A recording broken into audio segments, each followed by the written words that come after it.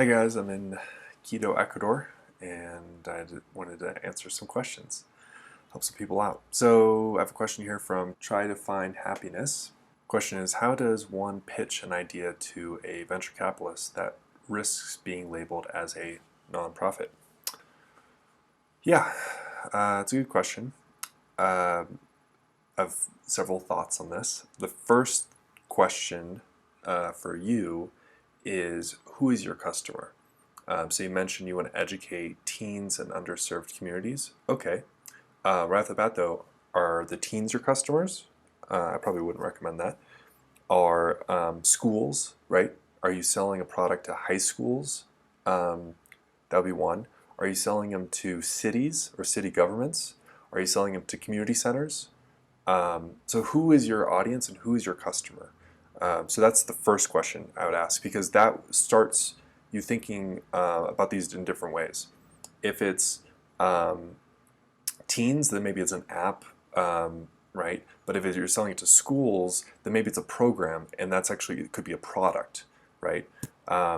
So two different examples.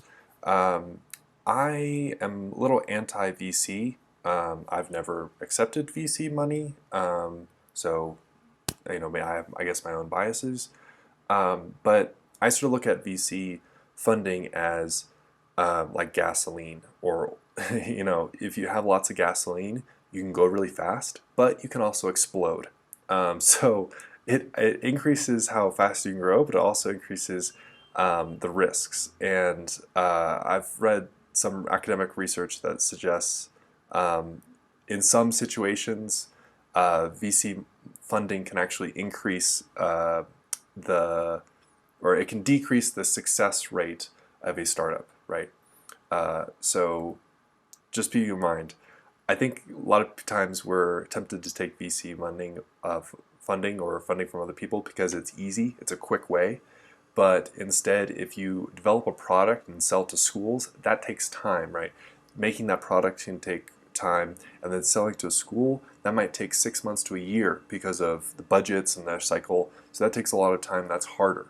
But at the end, you own everything, and I would say you have a greater chance of succeeding.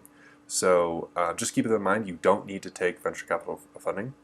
The third part of your question is sort of about, is there a successful business that is classified as 501c3? There's a new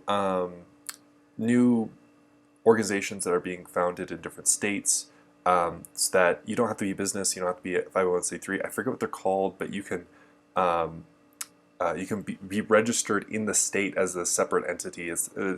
Different states call them different things, but it's like a business for good. So you can look into that. I would say a good case scenario is Tom's Shoes. Now there's a debate of how good they are, but I think it's a really good business model, which is you sell one pair of shoes and then you give one pair of shoes away. And the reason why people buy the shoes is because of how the shoes make them feel. Not how the shoes feel, but how they feel emotionally when they buy the shoes, that they're helping someone else out. So think about that. That's called the one-for-one business model, where you're selling a product to someone who doesn't receive the help, and then you help someone else by using that money. So that could be a scenario here where maybe you're doing after-school program in really rich neighborhoods and to make lots of money, and then you go to poorer neighborhoods and do that same after-school program, for example.